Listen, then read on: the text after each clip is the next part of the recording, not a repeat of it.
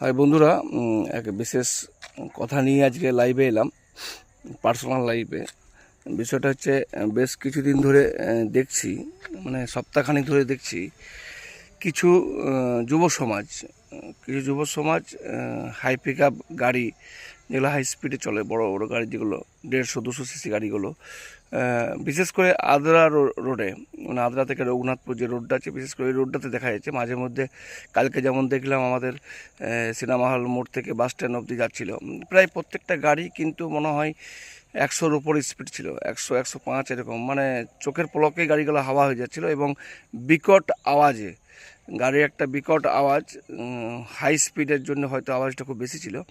তো মানে পাশ দিয়ে গেল, তো মনে হচ্ছে আমরা নিজেরাই চমকে গেলাম, অনেকেই ছিলেন, চমকে গেলাম। কারণটা হচ্ছে হঠাৎ করে এক বেগ, কিন্তু তারা একবারও ভাবছে না যে ওই রেলিংয়ের পথ দিয়ে কোনো মানুষ বা কোনো জীবজন্তু, কুকুর ছাগল, যে কোনো কেউ হঠাৎ করে এলে কি হবে। সে তো নিজে যাবে, তার সঙ্গে সঙ্গে কয়েকজনকে নিয়ে যাবে। মানে এই কয়েকদিন ধরে দেখছি, পরশু দিন দেখলাম দুজন কম্পিটিশন করছিল বাইকে, আদ্রা রোডে একজনা গুরুতর আহত হয়েছে। কম্পিটিশন চলছিল, 100 বেগে স্পিডে যাচ্ছিলো, আর সামালতে পারে নাই, তখন ছিটকে পড়েছে, তো হয়তো বেঁচে গেছে। তো ব্যাপারটা হচ্ছে, যারা ইয়ং সমাজ, যারা যুব সমাজ, যারা এই ধরনের প্রতিযোগিতা বা এই ওভার স্পিড গাড়ি চালাচ্ছেন, তাদের গার্জেনদেরকে বলবো অবশ্যই আপনাদের ছেলেদেরকে একটু নজর রাখুন। কারণ আপনার ছেলের সাথে সাথে আম পাবলিক যারা রাস্তায় হাঁটছে, তাদের কিন্তু বড়সড় ক্ষতি হয়ে যাবে। এইভাবে হঠাৎ করে কোনো বাচ্চা রাস্তায় পার হতে পারে, সামনে পুজো আসছে, পুজোতে আরও ভিড় বাড়বে। সেই অবস্থা যদি বড় বড় বাইক যদি এইভাবে হাই স্পিডে নিয়ে যায়, 100-105, 110-এর উপর নিয়ে যায়, তাহলে কিন্তু বড় ঘটনা ঘটবে।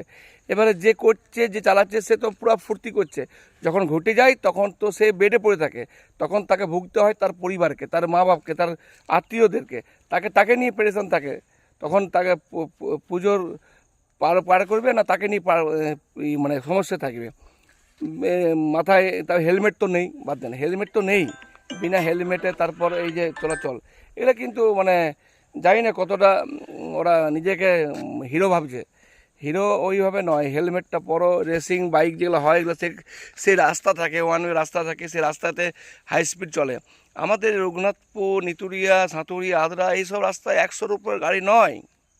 হ্যাঁ, দু এক সময় এমার্জেন্সি কারণে নিয়ে যায়, তখন সে পরিস্থিতি হিসাবে নিয়ে যায়।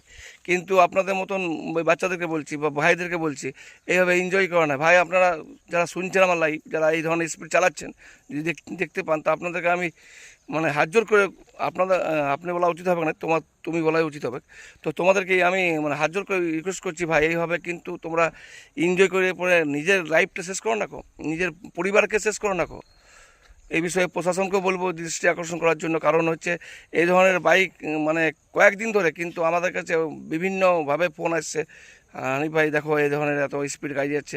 এবারে কী করবো, ওনারাকে আটকাতে যেয়ে পড়ো, দেখবো আমরা বিপদে পড়ে যাবো। এত স্পিডে যাচ্ছে, নিজেও যাবে, কাউকে নিয়ে যাবে এবং পরিবারকেও শেষ করে যাবে।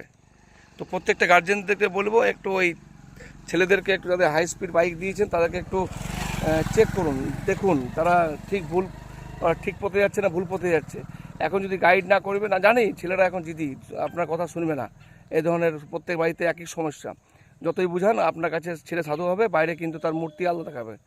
তো এটা উদ্দেশ্য আমার তাদের ভালোর জন্যই, ভাইদের ভালোর জন্যই বলছি যে ভাই এইভাবে ওভার স্পিড গাড়ি চালাও না, যেটুকু চালাবার সে চালাও। এই আমাদের রঘুনাথপুর আদ্রা রোডে আমাদের মানে কম্পিটিশান নেবার দরকার নেই। তোমরা এমনি হালকাভাবে গাড়ি নিয়ে গেলেও মানুষ তোমাকে দেখবে, কারণ তোমাদের বাইকগুলো যে ভালো ভালো বাইক আছে, সব এমনি দেখবে। অত স্পিডে নিয়ে যাবার পার হচ্ছে, বাইকগুলো দেখতেই পাচ্ছি না কী বাইক নিয়ে যাচ্ছ, শুধু আওয়াজটা শুনতে পাচ্ছি যে হ্যাঁ বড় বড় বাইক নিয়ে যাচ্ছ।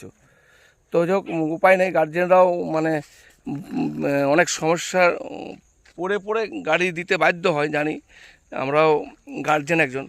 তো আমরা বিভিন্ন গার্জেনের সঙ্গে কথা বলে দেখেছি, সবাই কিন্তু সমস্যায় পড়েই কিন্তু মানে দিতে বাধ্য হয়েছে। কারণ নাহলে নানা রকমের হুমকি দুমকি চুমকি শুনতেই হবে ছেলেদের কাছে।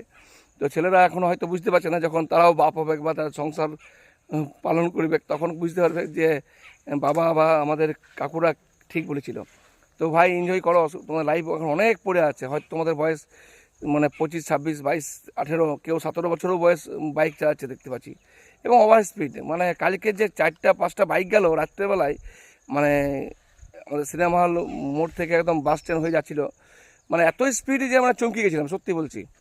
তো এই কয়েকদিন ধরেই চলছে কিন্তু এটা এটা আদ্রা থানা পুলিশ এবং রঘুনাথপুর থানার পুলিশ অবশ্যই বলবো যে এই বিষয়ে একটু আপনারা দেখুন, কারণ বাইকের গতিবেগ এতটাই বেড়েছে যে নিজে ক্ষতি করবে, তার সঙ্গে সঙ্গে পরিবারকে ক্ষতি করবে, এবং রাস্তায় চলতি যারা আছেন সাইকেল আরোহী, বাইক আরোহী, তাদেরকেও ক্ষতি করবে।